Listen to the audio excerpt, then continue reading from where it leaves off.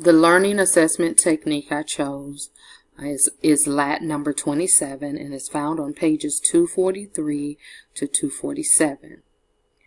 Students will receive a real-life scenario or case related to one of the course topics, such as resolving conflict between teachers and parents.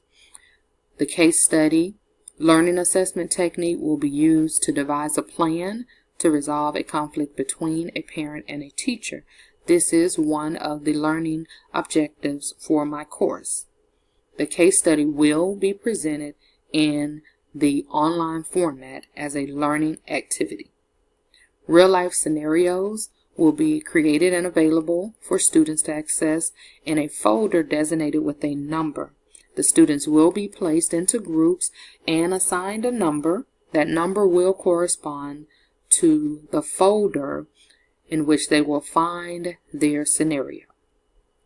After reading and analyzing the case study, a written group response to the questions provided will help the students identify strategies to use as a solution to the scenario. This here is an example of the type of questions I will use for the case study.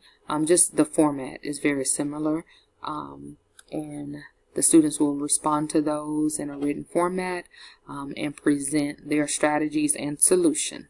Thank you.